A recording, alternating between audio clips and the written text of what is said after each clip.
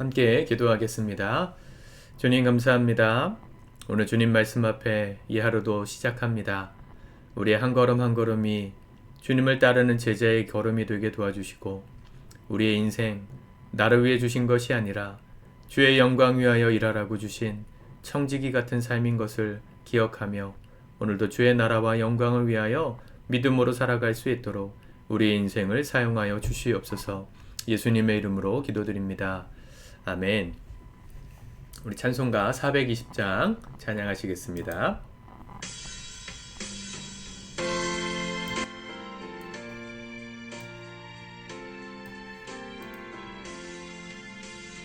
너 성결케 위해 늘 기도하며 너 주 안에 있어 늘 성경 보고 온 형제들 함께 늘 사귀면서 일하기 전마다 너 기도하라. 너 성결케 위해 내 머리 숙여 저 은밀히 계신 내 주께 빌라. 주 사귀어 살면 주 닮으리니 널 보는 이마다 주 생각하리. 너 성결케 위해 주 따라가고 일 다급하여도 당황치 말고 참 즐거운 때나 또 슬플 때나 너 주님만 믿고 늘 따라가라.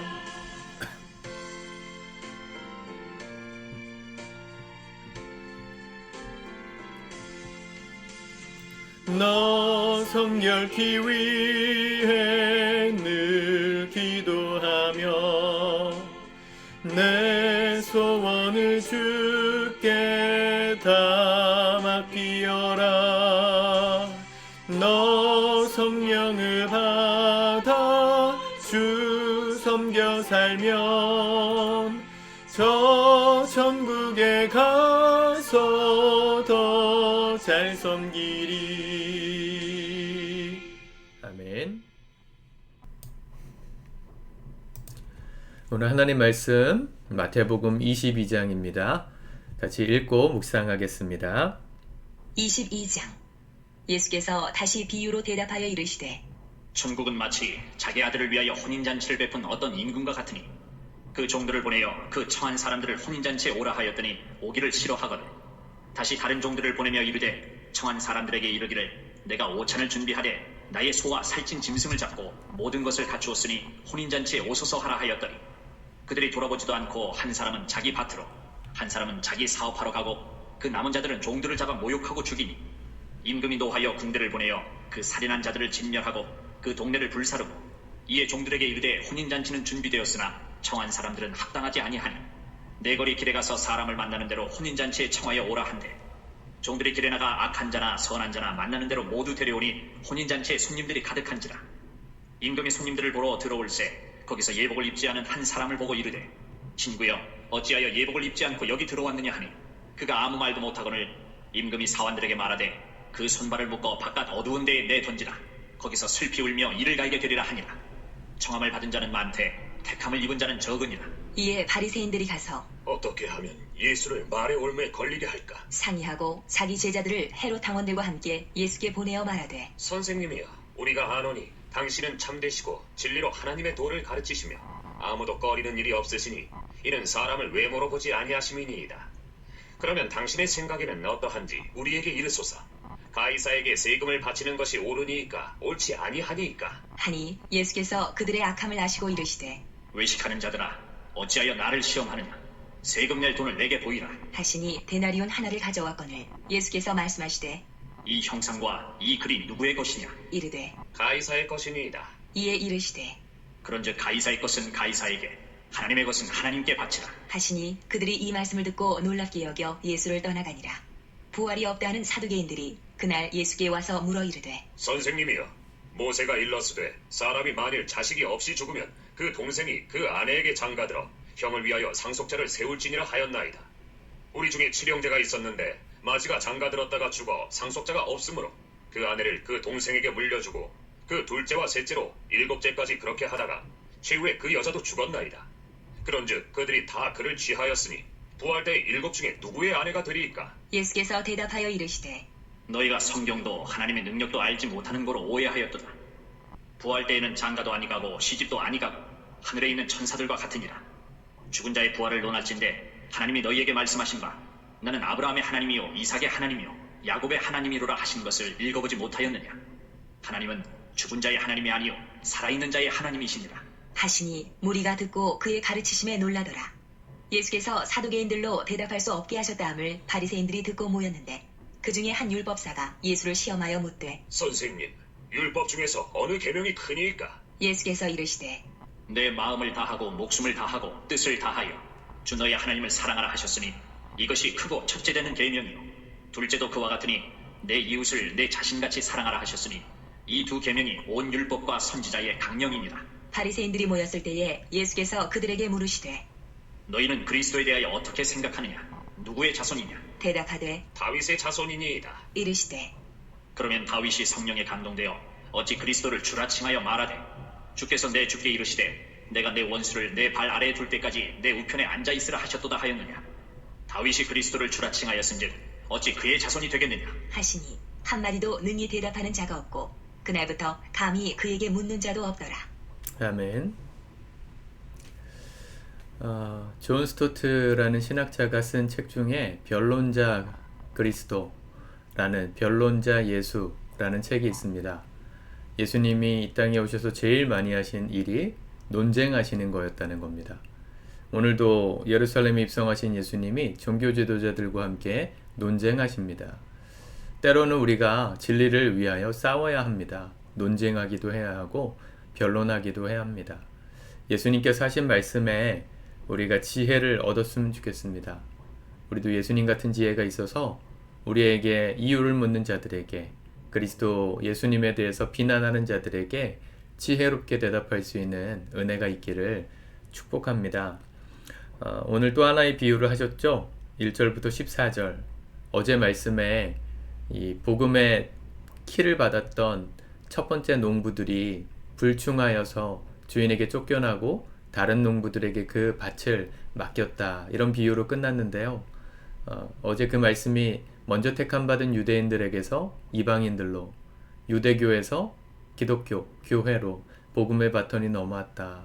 그게 나라별로 돌다가 우리나라까지 왔고 이제 또 그 바톤이 넘어가려고 한다. 이런 얘기를 하죠. 유대인들은 그러면 이제 희망이 없는 겁니까? 이미 기회를 놓쳤으니까 끝난 겁니까? 또 기회를 받은 이방인들은 이제 모든 게 다 끝난 거, 다 완성되고 잘 된 겁니까? 그렇지 않다는 얘기를 오늘 비유를 통해 하는 겁니다. 혼인잔치에 임금이 청한 사람들이 있었습니다. 와서 참여하라고. 근데 사람들이 반응이 어땠습니까? 5절. 그들이 돌아보지도 않고 한 사람은 자기 밭으로 한 사람은 자기 사업하러 가고 그 남은 자들은 종을 잡아 모욕하고 죽이니. 이스라엘을 상징합니다. 이스라엘을. 하나님께서 주신 율법의 말씀을 그들이 잘 지키지 않았던 이유가 결국은 뭐 때문이라는 거예요? 자기 사정 때문이라는 거죠. 한 사람은 자기 밭에 일하러 가야 됐었고 또 자기 사업하러 가고, 그게 이스라엘의 모습이었고 임금이 진노해서 그 나라를 멸했습니다. 불사르고. 이스라엘이 그래서 식민지살이를 한 것이죠. 그래서 다른 사람들을 불러오라고 종들에게 말해요. 8절. 이에 종들에게 이르되 혼인잔치는 준비되었으나 청한 사람들은 합당하지 아니하니 내 거리에 가서 사람을 만나는 대로 혼인잔치에 청하여 오라. 이방인들에게로 복음이 넘어간 것을 상징하는데 그래서 많은 사람들이 왔어요. 그래서 잔치가 가득 찼습니다. 그걸로 끝입니까? 끝이 아니었죠. 11절. 임금이 손님들을 보러 들어올새 거기서 예복을 입지 않은 한 사람을 보고 친구야, 어찌하여 예복을 입지 않고 여기 들어왔느냐? 예복을 입고 온 사람을, 예복을 입고 오지 않은 사람에 대해서 책망합니다. 아니, 아무나 오라고 해서 간 건데 이 사람이 잘못한 게 뭘까요? 어제 말씀 나눴잖아요. 주 앞에 우리가 부름받고 이 복음의 기회를 얻었으면 이제 준비해야 한다 그랬죠. 예복을 입는다는 것은 준비하는 것을 가리킵니다. 우리가 하나님 나라를 위해서 뛰어갈, 주님이 쓰시겠다 할 때 쓰임 받기 위한 준비. 그게 건강이든 또 지식이든 재물이든 나의 시간이든 무엇든 나의 달란트 모든 것을 사용해서 주께 쓰임 받기 위한 준비를 하지 않은 사람은 혼인잔치까지 갔어도 쫓겨나는 일이 있었습니다. 14절 청함을 받은 자는 많되 택함을 받은 자는 적으니라. 그 안에서 청함받고 온 사람까지는 참 감사한 일인데 교회 안에서 와서까지도 그 안에서도 준비하지 않고 게으르게 날 택해 주신 그 은혜에 대한 감사가 없이 준비하지 않는 사람 결국 택함받지 못한다. 그렇게 말씀하시는 겁니다. 무서운 얘기입니다. 교회만 다니면 다 구원받나요? 그럴 확률이 높죠. 그러나 교회 앞들만 밟았다고 천국 간다고 생각하시면 큰 오산입니다. 교회에 오셨으니까 마음을 여시고요. 교회에 오신 만큼 그 예수님을 정말 제대로 알아가시길 바랍니다.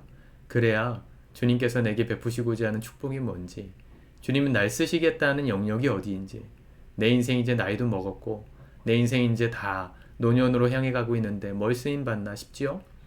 그렇지 않습니다. 모세는 80부터 쓰임받았고요. 아브라함은 75세 때 부름받았습니다. 에이 목사님 그때는 많이 살던 오래 살던 시대니까 그랬잖아요. 여러분들도 오래 살고 싶지 않으세요? 나이가 언제 가느냐가 중요한 게 아니고 어떤 인생을 오래 사느냐가 중요하지 않겠습니까? 여러분들의 인생 얼마나 더 살지 몰라도 지금 주님께서 부르신다면 쓰임 받을 수 있어야 합니다. 준비가 되어 있어야 합니다. 그건 마음의 준비일 것이고 우리 삶의 준비일 겁니다. 어떤 분들은 양육하자 그러면 너무 바쁘세요. 너무 시간이 빠듯하세요. 시간이 없대요. 양육을 하기가 어려워요. 제가 어떻게 목사고 무슨 재주로 여러분들에게 강요하겠습니까? 여러분들을 위해서 하자고 제 시간을 쪼개는 건데 저는 시간 어떻게 만들까요? 여기에 우선순위를 두니까 제 개인적인 시간들을 줄이는 거거든요.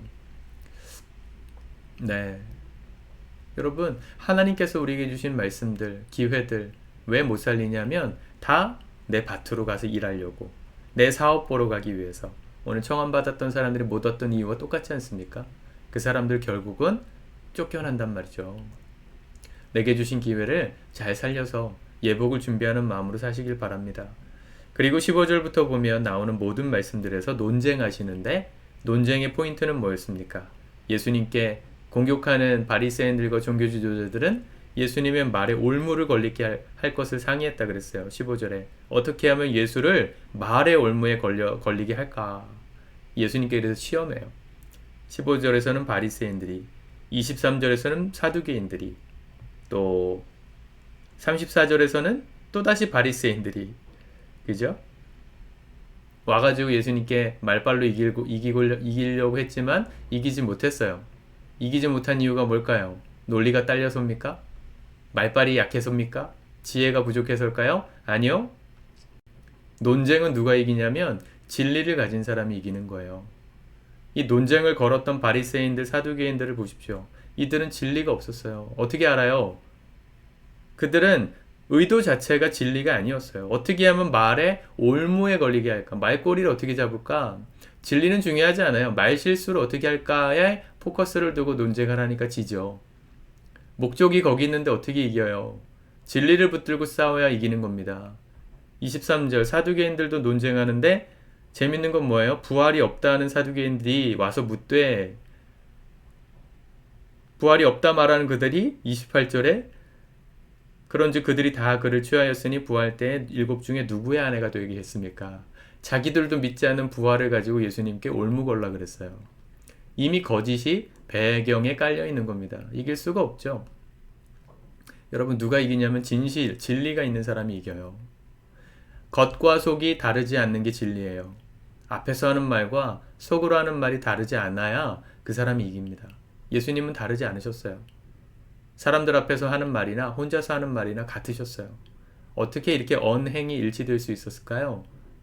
겉과 속이 일치될 수 있었을까요? 진리를 품으셨기 때문에, 진리가 그의 삶을 이끄셨기 때문에. 오늘도 우리 주님께서 주시는 말씀이 유일한 진리이심을 믿으시길 축복합니다. 진리가 우리 안에 있어야 지지 않아요. 사람들은 필요에 따라서 진리를 버리기도 해요. 세상의 진리를 진리라고 타협하기도 해요. 그런 사람은 이길 수가 없어요. 어느 순간이 질 거예요. 그들보다 더 똑똑하고 말빨 센 사람들 앞에서 질 수밖에 없어요. 진리를 붙들어야 지지 않습니다. 여러분들이 진리의 사람들 되시길 축복합니다. 제가 말씀 한 구절 한 구절을 다 설명하기에는 내용이 너무 많아요. 제가 흐름만 설명해 드리고 있는 겁니다. 여러분들이 각자 묵상하십시오. 진리가 뭘까? 34절에서도 바리새인들이 또 묻죠. 율법 중에 어느 계명이 크니까? 이것도 선답을 가지고 질문하는 거예요. 그 당시 유대인들 사이에 토론이 있었거든요. 613개의 율법 조항 중에 뭐가 제일 큰 계명일까? 결론은 안식일법이었습니다. 안식일을 거룩히 지키는 게 제일 중요하다. 근데 예수님께 물었을 때 뭐라 말씀하세요? 신명기 말씀을 이용하신 거예요. 마음을 다하고 37절에 목숨을 다하고 뜻을 다하여 주 너희 하나님을 사랑하라. 이것이 크고 첫째 되는 계명이요. 둘째는 이와 같으니 내 이웃을 내 자신과 같이 사랑하라. 이것이 온 율법과 선지자의 강령, 구약 율법 전체의 핵심이다. 이렇게 얘기하신 겁니다. 기준이 있다는 거죠.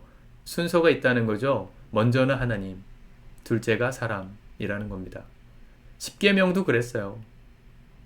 4계명까지는 하나님, 5계명부터 10계명까지는 사람. 하나님의 기준은 바뀐 적이 없어요. 여러분 누구를 기쁘게 하고 누구를 집중하고 사실 겁니까? 먼저는 하나님, 둘째는 사람.